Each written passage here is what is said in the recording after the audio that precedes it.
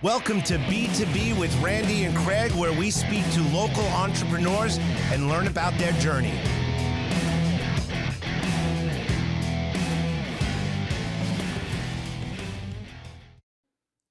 Welcome to B2B with Randy and Craig, where we discuss the rise, the falls, and the kick.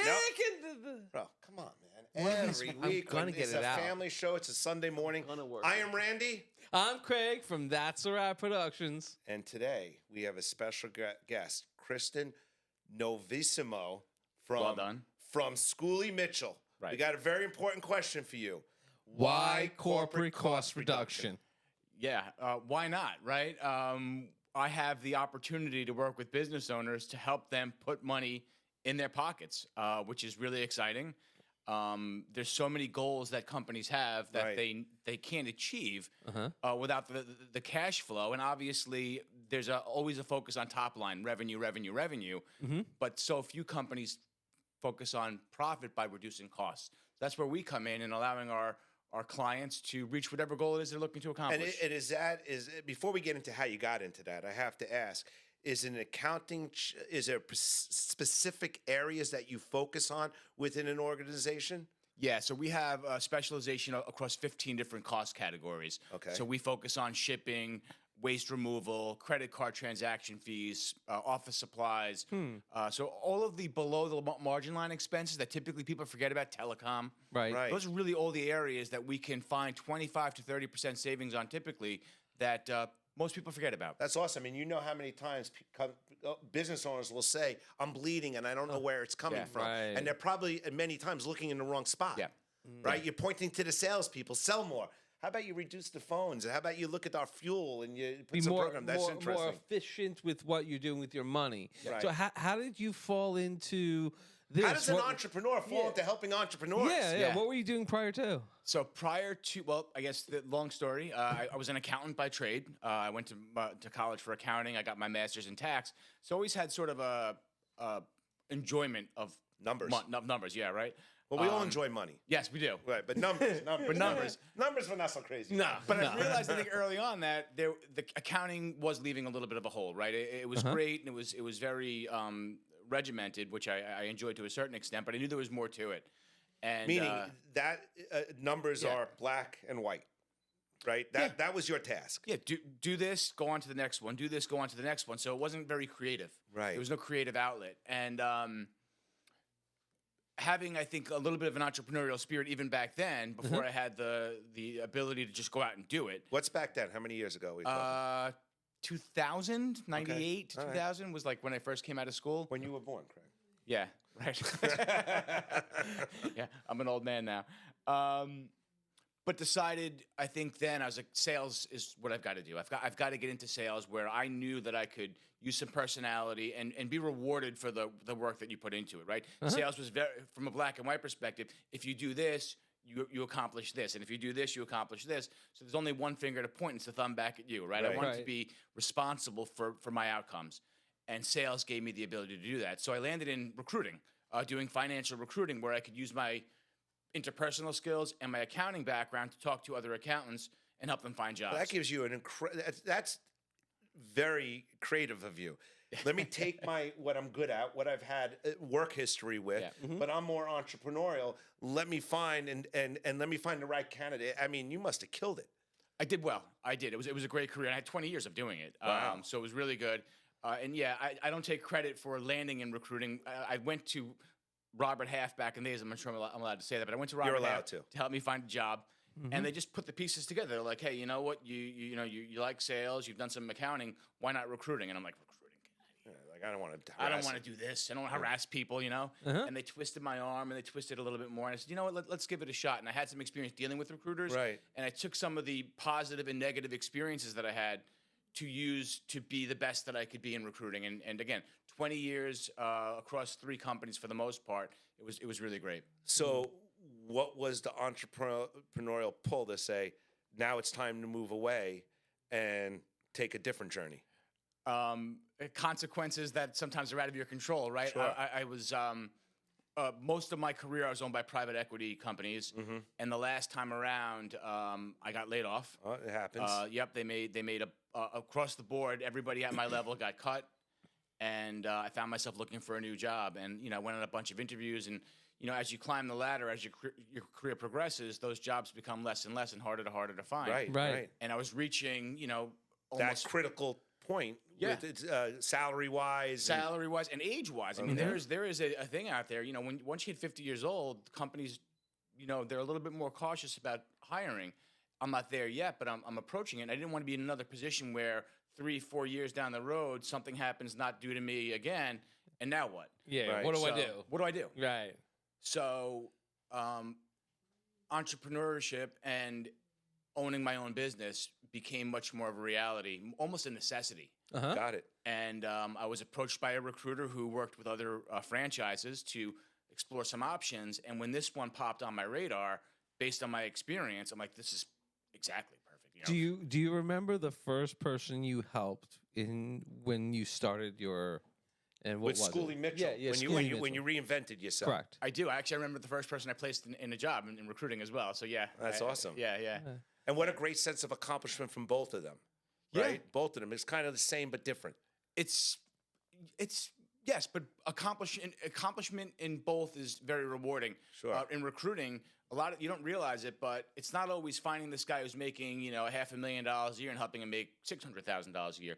It's that person that may be between jobs that's running out of money, and you can get them a job and help them to put food on the table. Sure, It's an sure. amazing And experience. maybe what happened in those days, you took somebody that thought they were down one path and they went through another path like you did. I read something, and one of the things that Steve Jobs said was the best thing that happened to him was getting fired from Apple. Yeah. So, who knows what would have happened if that had never transpired. So everything happens for a reason. Yeah. So you took that, instead of licking your wounds, you looked inside yourself and said, hey, you know what? That is what it is. I feel the pressure of age. I feel the pressure of wanting more for myself, my family, and I want to be rewarded at the end of each day, month, quarter, whatever your measuring stick is. Yeah. And this fit because some entrepreneurs don't realize that it's okay to be an entrepreneur and be a franchisee. Yes. The entrepreneur doesn't have to be the franchisor. Correct. As a matter of fact, many franchisors will tell you, hey, I started franchising ice cream, but now all I am is a paper pusher, and my passion for this ice cream is out the window. Correct. Because it's very interesting, and we talk about that a lot. Yeah. There's different entrepreneurial journeys. Yes.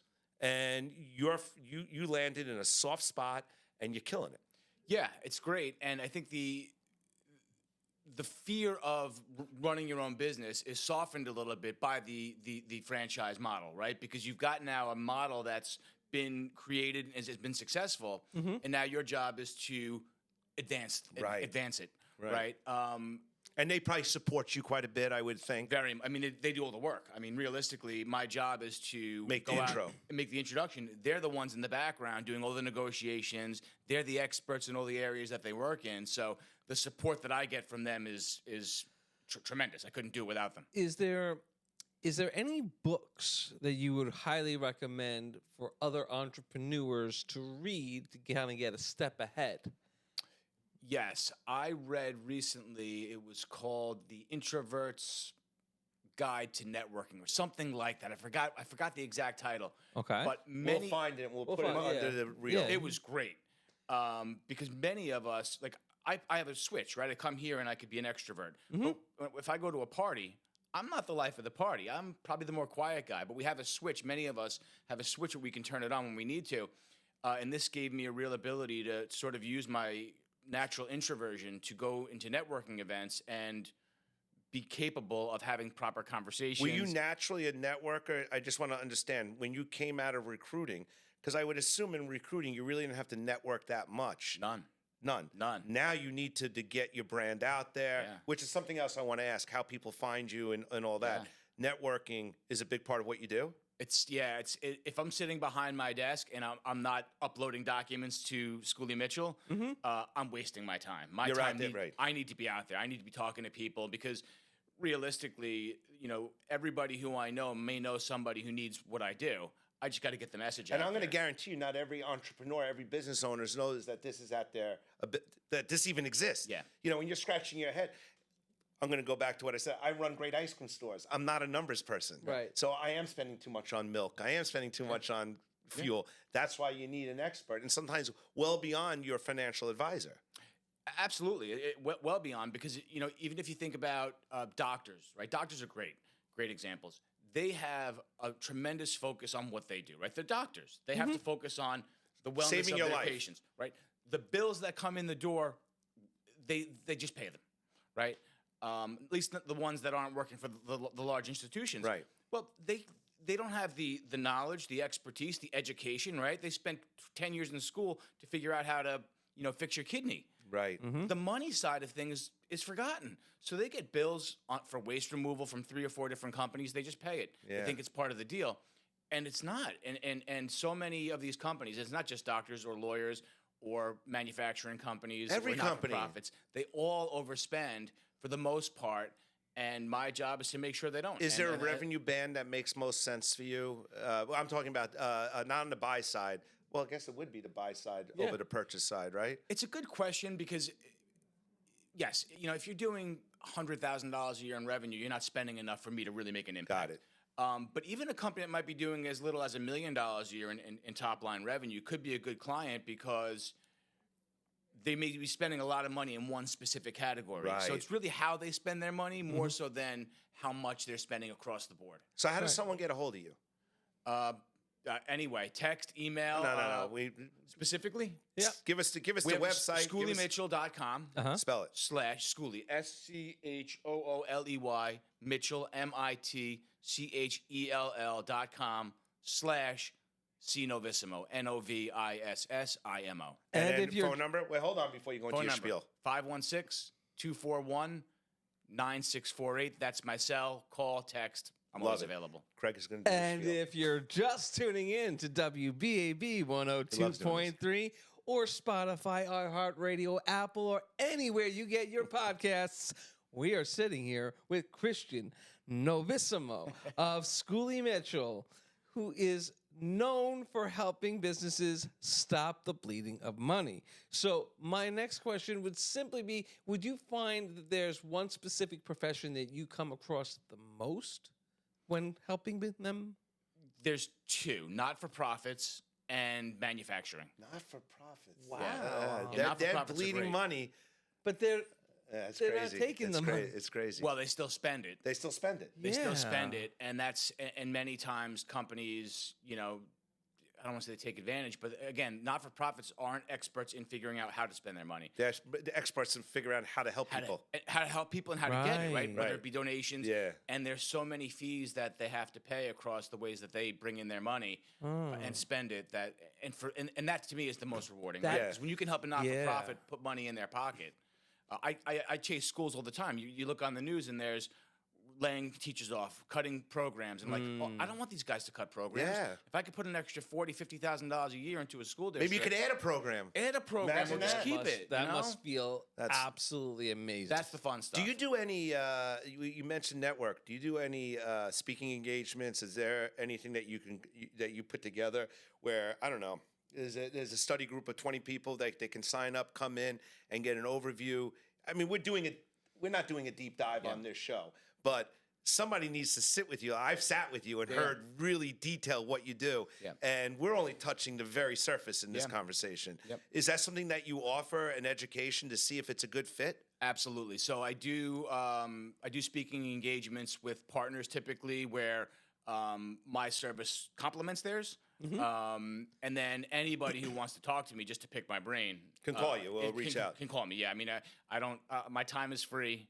I don't charge to have a conversation. And ultimately, I think the best part of our service, and we didn't talk about it, is we actually don't get paid until we save our clients money. So all of the work that I do in the preliminary is all for free. All the analysis is done for free, and only if we save them money do they ever pay us. And is that money that you're being paid coming from the client, or is that they're paying you? How does it work? Yeah, they do pay me ultimately. The check comes from my client, but only after they recover money from the vendor. So they're always cash So it's flow like positive. free money, so to speak. What's it's this like the prop property you tax have guy. here? We're on the radio, but we're also a podcast. So Okay. So this is my "Are you burning money?" I love it. Right. So ultimately, the four currencies that we talk about are money, time, security, and knowledge. And this is sort of our logo of, hey, stop burning money. So it's a $100 bill on fire. fire. Speaking of things that get you remembered, I I happen to be known as the undisputed cinematography champion of the world. Yes. Because that's my shtick. That's what gets me inside people's heads. Yep. Do you guys have a catchphrase, a slogan, a motto, even that gets Schooley Mitchell or yourself into people's heads? You're wasting money. No, I'm part of a bunch of networking groups. My tagline is, I call myself a profit keeper, helping business owners stop wasting their hard-earned profits by not overpaying their vendors. I love it. It's a lot to say, but I love it. Profit keeper would be the shorter. Yeah, that's the shorter version. That's the Cliff Note version. Of exactly. Profit keeper. I like it. Keeping your profits. It's important. Yeah. I mean, we ask that question a lot because it's super important. That tagline. Yeah. People don't forget you. Yeah. So I'm guessing a smart thing to do would be to follow you on social media to see if there's a speaking event that he's going to. Mm-hmm. So, Facebook, Insta, LinkedIn, I would assume. Yeah, I'm on all of them. Awesome. And give us a feel. Lately, where is the biggest burn that you're seeing in these businesses? Is the biggest burn coming out of fuel? Is the biggest burn coming out of freight? Outbound freight, small package freight, LTL freight? Is it depend on, obviously, it has to be a shipping business of some sort for it to be on freight. But I'm just curious, is there a common denominator, a little tidbit that you could tell our listeners to say, hey, check out your X because there's an extra fee on there that you shouldn't be paying? Yeah. Well, shipping is definitely a good one. But if they're not shipping product, telecom. Everybody has phones. So if you have more than a couple of phone lines, I could save you money. But shipping is a really good one because a lot of the companies offer you a discount, right? The first thing you get when you sign a contract is we're going to charge you 50% less than the normal person would pay. And you're like, wow, that's great, 50%. And there's a bunch of little line items in there that are little surcharges you don't even know about, and you're paying way more than you should. Of course. So when you get an expert in there who can say, no, this is no good, this is no good, this is no good, and negotiate those down, all of a sudden that 50% discount might be 60 or 70% versus what you and I are going to pay when we go into the store. Sure. I used to always say when in our business, someone would say, I'm going to give you a 10% discount. You'd say, that sounds great, but 10% of a what? Right. So it's not the percentage, it's off of what? Where are we landing here? That's what you're saying. You look at the contract, and the first thing they say, it's 50% discount. Great. 50%, that's a huge discount. But it's list plus 50% less down to bring you back to list. They add all these little charges. Underneath it says, by the way, the 50%. Yeah, I was just kidding. Yeah. So if you're out there, what I love about you sitting with us, Christian, is this is a double dip. If you're out there and you have a business and you want to take a look at your bottom line, give my man Christian a call, go on his website, reach out, have a cup of coffee with him. It's free, and get some education. And you can figure I'll out pay for the coffee. even better. Yeah. And these days, that's no joke, especially if you go to start. No. But he's saying only McDonald's with a double. One cup only. But here's the flip side. Here's the flip side, which I love, which is right down our, what we're trying to accomplish. If you're an entrepreneur, okay, and maybe you're at the end of your career, at the beginning of your career, and one of the things that motivates you is helping people.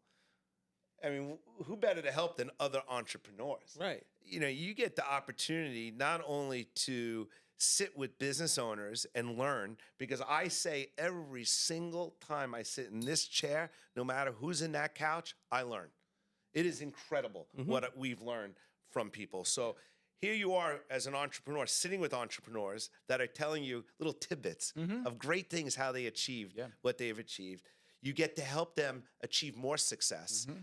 And I'm confident those relationships that you build are just rock solid. So, if you're out there, you're a guy that you would know if you have a company that's looking for a good salesperson, a good admin. I mean, you have all this at your fingertips. You're a very important person to be connected with. Well, thank you. Yes, I agree. I'm good to connect with, and I do love to help. I do love to help people. It's Awesome. the most important part. If you had to go back to your first day and give yourself some advice to get you to where you are right now, Yeah. what would you tell yourself? The most important thing that I tell myself every day is that money, which is what I help people get, is not the driving factor almost to every single person I talk to. So my job when I talk to anybody is to figure out what the money is the means to. If I can understand what they want to accomplish, then the money helps them get there. And I started out simply by talking to people and saying, who doesn't want to save more money? But if you don't understand what that money does, then you miss the message. Right.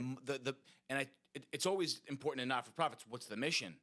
But it's not even for-profits. There's a mission, and that money might be to take my family on vacation because right now I make just enough to pay the bills, but I can't go on vacation with my family. Well, that's a huge motivating factor. Or I need to hire more people, but I don't have the money to do it. Or I want to expand, but I can't. Or I can't. If I borrow, I got to pay back 10, 15, 20%. So if you understand what the motivation is, the money is the means to help them get there, and then it becomes more valuable. The money itself is a piece of paper. Right. It's the mission. It's the goal. And in your world, you know, like an entrepreneur will say, one of my greatest resources or one of my greatest perks of being in my own business is freedom. Right? That's it. The money gets freedom, but you're going down a different path. You're saying, hey, look, you're already in this. Let me look at what you're already doing and figure out how we can do it better. So you're going to have the freedom, but now you'll have some freedom maybe with your gross profit increased. Right? I mean, that's primarily what it is. It's all. So so the money is important, but you're right. What does the money allow you to do? What do you want to accomplish with the money? Right. Otherwise, it's just money. Right. Which is, I guess, great. Well, it's great, but if you're not doing anything with it and it doesn't go anywhere after you're gone, then what good is it? What good is it? But you said something when we started out, and I think that's very important. You talked about transactional sales and the way that most businesses look at everything at top line. Everything is that transactional sales. When things are tough, you beat up the salespeople. When things are great, you celebrate the salespeople. I get that. Sales drive everything. Yep. right. But if you're not watching the back of your house, that hard work you're doing for that transactional business could be in jeopardy because you're doing, unbeknownst to you potentially, stupid things. Yeah. That can easily be fixed. And sometimes driving the sales higher just costs you more money at the end of the day. Maybe not dollar for dollar, but if you're selling more stuff that needs to get shipped out and you're overpaying shipping expenses, guess what? Your shipping expenses go up proportionately, right? So if we can limit those, now all of a sudden the extra sales provide even more margin. And especially if you're eating that freight, delivering for free, and that freight's being eaten, all you're doing is eating into your gross profit. I mean, I can talk to you forever because I love what you do, but unfortunately, BAB doesn't allow me to do that. I'm no Roger and JP over here. We're just Give us a year. We all listen to them. Yeah, but we don't get the chance. They can do what they want. You know, the difference. We're working on it. Anyway, so listen. Most importantly, I can't thank you enough for coming down. Appreciate it. You really taught us something different. That your business is your business, but look under the hood. Yeah. You know, we know it, but you need to hear it. Correct. And the fact that you have somebody out there that can help you look at it. You know, like if I open my trunk, I'm not having you look at the Nobody wants that. No, I'm not having you. I need the mechanic to look at it. You're the mechanic for the business. Financial mechanic. Real quick, how does someone get a hold of you? SchooleyMitchell.com/CNovissimo. Better 516-241-9648. Call or text. Love it. And wait, before you say goodbye, everybody gets a free $100 bill on fire when he comes in. Do your thing. I like it on fire. From B to B with Randy and Craig, that's a wrap. Thank you for tuning in to B2B with Randy and Craig. Looking forward to hanging with you next week.